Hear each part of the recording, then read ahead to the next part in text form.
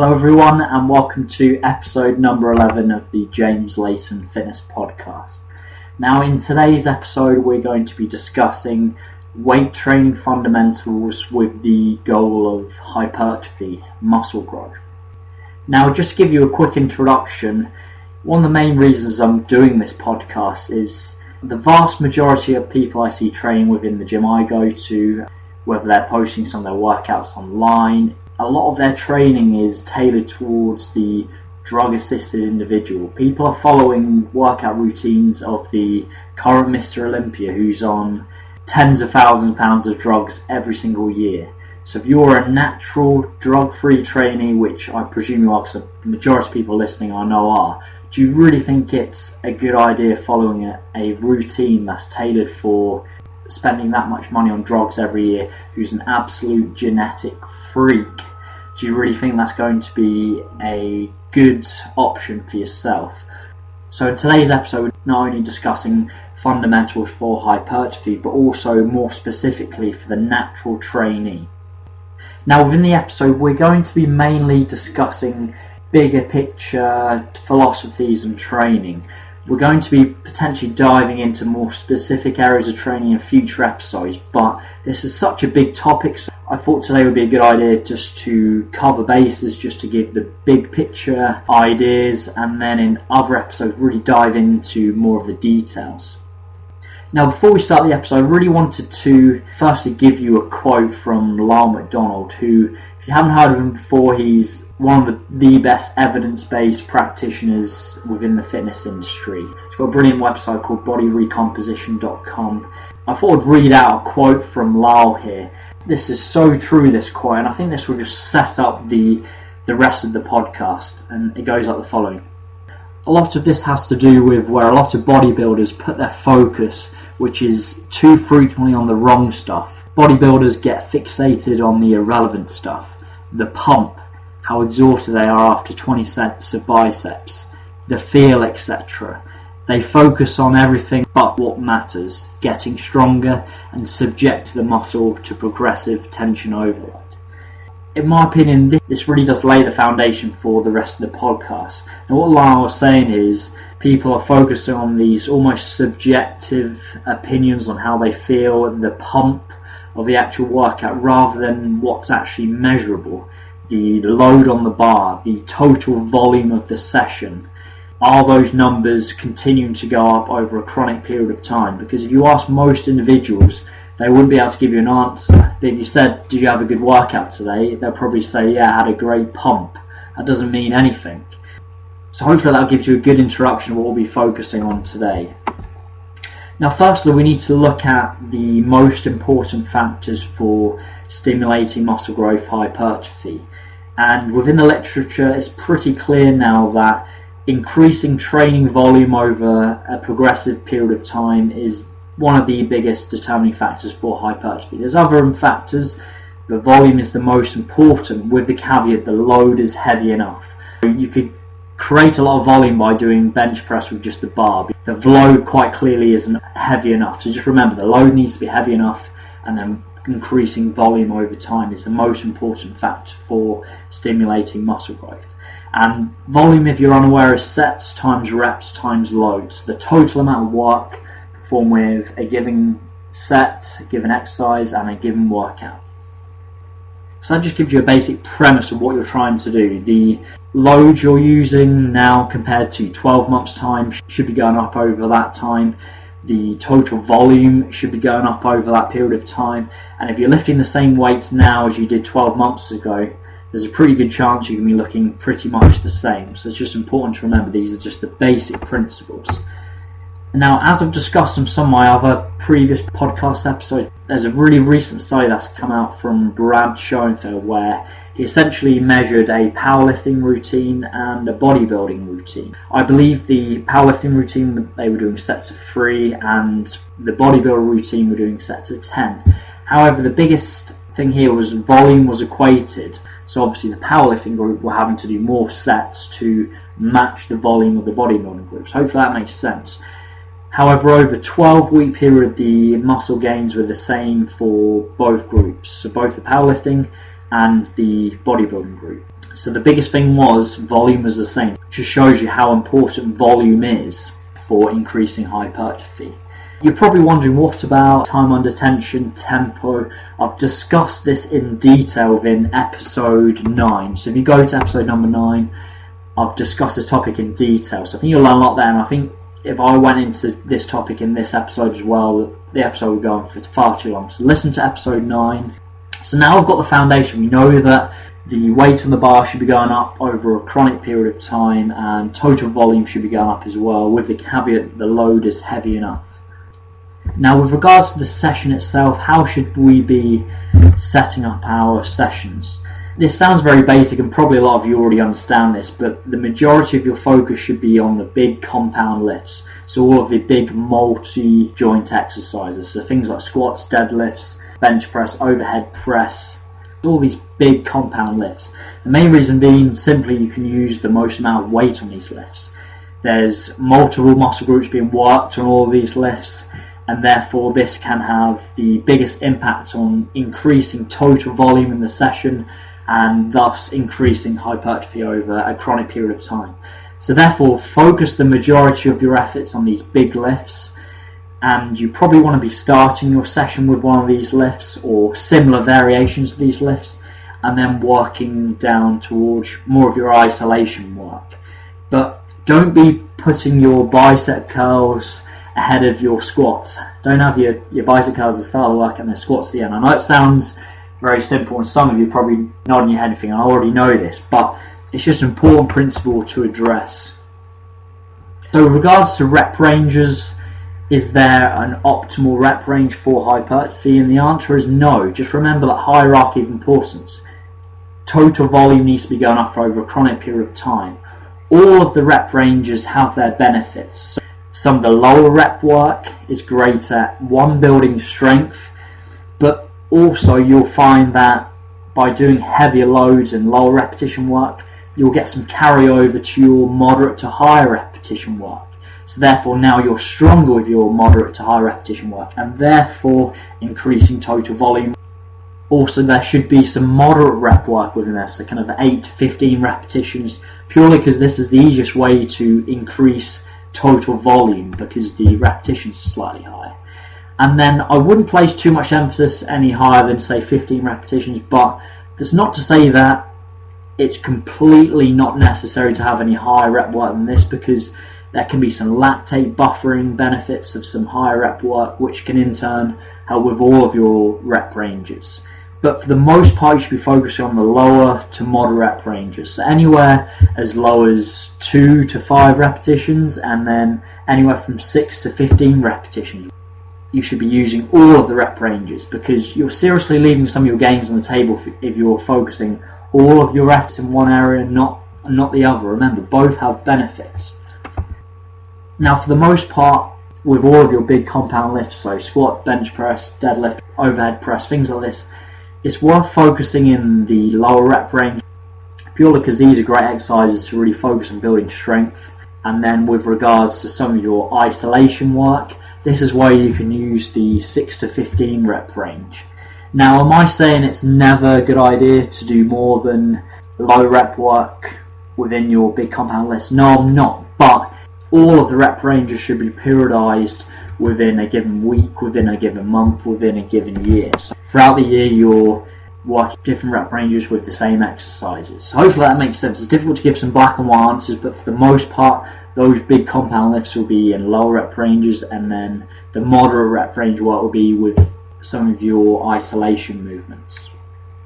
Now, another important point with regards to increasing volume over time, it's important that this increment in training volume is subject to where you're currently at. So for example, if you're training 3 times a week and your volume is X figure, there's no real need to jump straight to 6 days a week and almost completely double your training volume. A more beneficial approach would be to slowly increase that volume. So for example, going to 4 days a week and then slowly increasing it from there, or focus on increasing the volume of the session itself. So if that makes sense, you're increasing that volume subject to where you're at. You're not just jumping from one extreme to the other. Now, what about training to failure? So I have discussed this a little bit in detail in some of the upper episodes, and with regards to this question, we have to look back to the hierarchy of importance, which is again increasing training volume over a period of time, so sets times reps times load. With regards to training to failure too frequently, we can potentially impede this hierarchy of importance. So let me give you an example. Let's just say we're doing a bench press and we're doing 100 kilograms. And let's say we went to absolute failure on that first set. Let's just say, for example, we get 9 repetitions. Now, if we went to absolute failure on the second set, because we went to absolute failure on that first one, we're more fatigued, and therefore we may only get 6 repetitions. Now, the final set again, if we go to absolute failure again, we may only get 4 or 5. We'll just say we'll get 5 repetitions for argument's sake. Now, let's give you another example. Someone again does 100 kilograms. However, this time they don't go to absolute failure on that first set. So when I discuss failure, I mean the point where you cannot get any more repetitions. So with regards to this second example, I'm saying that this person for the first set and second set is going to leave 1 rep in the tank. So therefore, the person gets 8 repetitions with their first set. Now, because they didn't go to absolute failure, the second set, they're probably going to get 7 repetitions. They're probably going to get very similar rep ranges. Now, the third set, let's say this time they go to absolute failure. And let's just say, for argument's sake, they get 6 repetitions. So let's quickly do the math. So in the first example, we had a 965, which is 20 total repetitions with 100 kilograms. And with the second example, 876, we've got 21 repetitions. So you can see that training volume was higher with the second example. So this just shows you how going to failure too frequently, especially with your compound lifts, can impede this hierarchy of importance.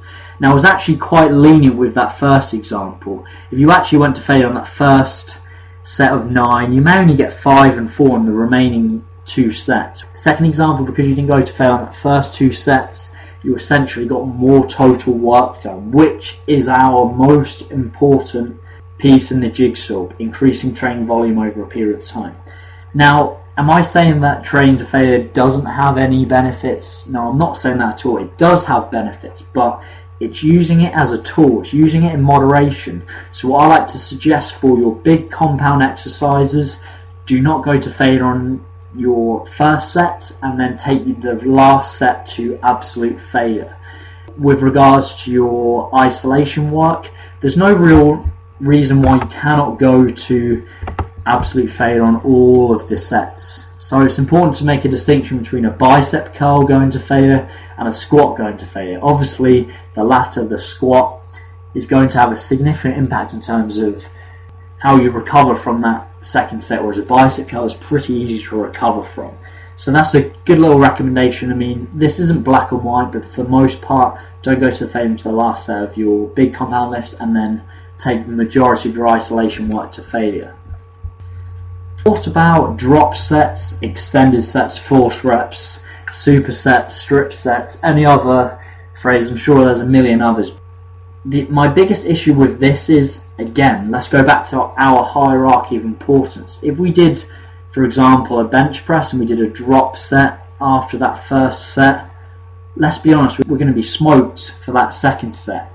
The muscle's going to be so fatigued. The same for extended sets, force sets, supersets if you're supersetting the same muscle group. It could potentially impede that hierarchy of importance.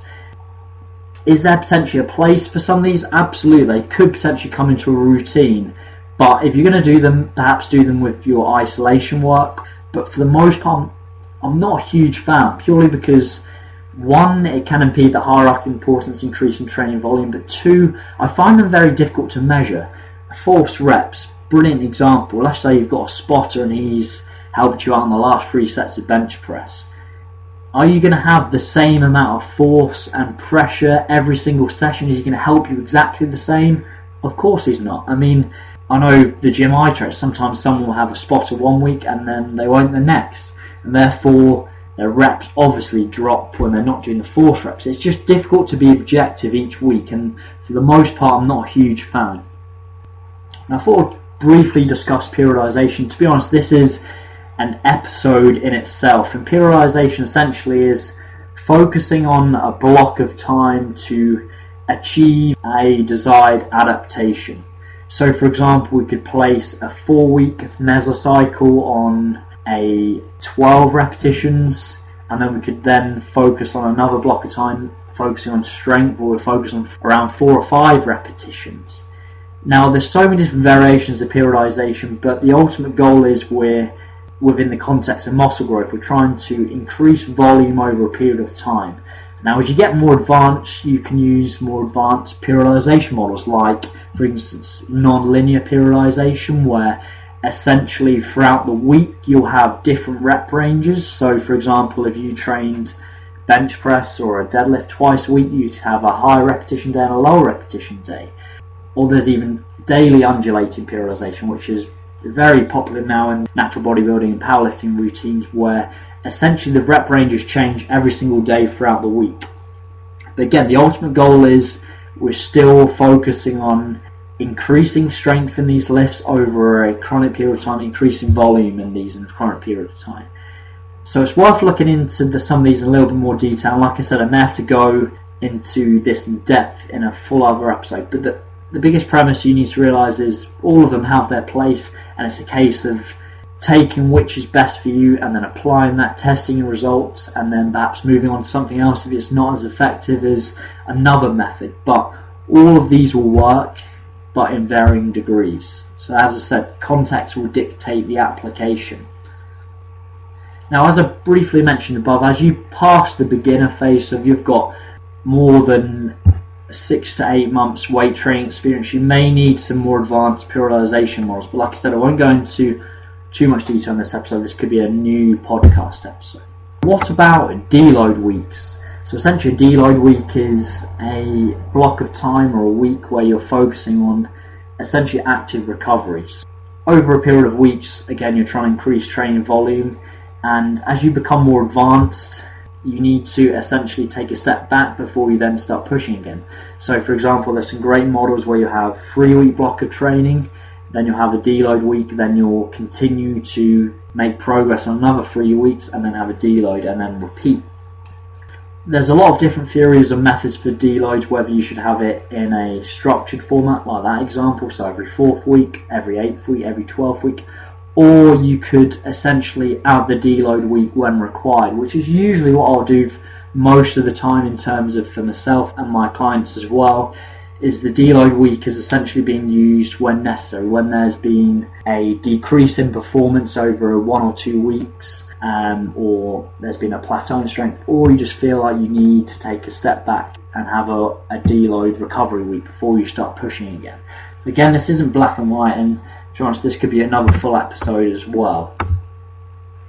So what about training frequencies? So this is probably one of the biggest changes if you made today will have the biggest impact on your physique. So for the most part, 90 to 95% who are listening to me, I'm certain will be training each body part once per week. Very similar to the drug-assisted trainees that you all follow online or what you see in the magazines.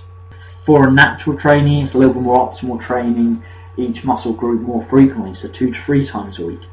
A big reason for this is just easier to increase training volume if you're training each muscle group twice or 3 times a week. Again, this is another potential full-length podcast episode which I'd like to go into more detail, but for today I'm just giving you the brief overview of the fundamentals, so that is another thing to consider. What about weaker body parts? Now, this is an interesting one. For the most part, if you're in the beginner phase, I would focus on a very basic fundamental routine which is going to improve all of your body parts. However, as you become more advanced, you'll realise that some body parts grow quicker than others, some are lagging behind others, and therefore this is a case for editing and tailoring your physique to match these weaker areas. And essentially all you'll do is increase volume on some of these weaker areas and perhaps reduce some of your volume for your stronger areas. So for me, some of my weaker body parts are shoulders and arms, therefore I'll place more volume in these areas, and probably my biggest strong point is my chest, so I'll reduce my chest volume slightly, and The interesting thing is, if it's a stronger muscle group, even when you decrease volume slightly, you'll still make progress. Your lifts will still continue to improve. If it's a muscle group that seems to respond well to training, whereas others, like myself, shoulders and arms, it takes a lot more volume to stimulate growth. So it's just another thing to consider. If you analyse your physique, you could tailor the program and the volume to suit. Another common question I get is, do I need to be getting stronger every single session? And the answer is, it depends, as quite often a lot of questions and answers are. For the most part, if you're in the beginner phase, under say 8 months of training, you'll probably, as long as your nutrition's on point, you should be able to make progress pretty much in a linear fashion every single session. And enjoy this, because it won't last for much longer. As you get into the intermediate and the advanced phase, so intermediate could be anywhere from 8 months to 3 years of training, then advanced 3 years and above, as long as you've been training properly. Increasing strength can be a slow process. It could be every 4th week, it could be every 2nd week as you get really advanced. But just remember that main goal of increasing training volume over a chronic period of time. So as long as the weight on the bar is going up over a chronic period of time, training volume is going up over a chronic period of time, it's probably not going to be every single session, and that's why using more advanced periodization models can help, and therefore you're slowly adding weight to the bar, but it's over a great period of time. So the answer to that would be, again, it depends. Another big topic of conversation which I'd like to discuss on another episode is balancing frequency, volume and intensity. So intensity is essentially the weight on the bar, volume, as we discussed, sets times reps times load, and then frequency would be how often you're training each muscle group. You're constantly trying to monitor and balance all of these areas, because if you increase volume, intensity may come down, frequency may come down or go up. So hopefully you can see, by increasing one, you have to change and adapt one of the others, and it's almost like a tripod. All three are important. You're constantly trying to balance the three. Again, that's something I'd like to discuss on another episode. Another good question, reps, exercises per body part. This really depends, and I'm reluctant to give any black and white answers, because everyone's at different stages of training and it will depend on so many different factors. However, this could be another topic of conversation. So this is the episode roundup. So hopefully you've learned a lot. Hopefully you can start applying some of these bigger picture philosophies into your own training. And like I said, there was quite a few areas we've looked at where I'd like to go into a lot more detail, which is good for me because I've got lots of more content I can start producing for you guys. But hopefully you've learned a lot. Start applying this into your own training, and I'll be back next week with another episode. Also, if you're still yet to download my free ebook, How to Set Up a Nutrition Plan, if you go to James Layton, Layton fitness.co.uk, there's a tab at the top of the page called free ebook. If you click on that, you can download that immediately, and that will essentially teach you how to set up some ballpark calories, macronutrients, protein, carbohydrates and fats, and then also how to tailor these for fat loss and muscle growth, and how to edit these when required. So it's worth downloading. Like I said, it's free. You can grab that immediately. Okay, thank you very much, guys.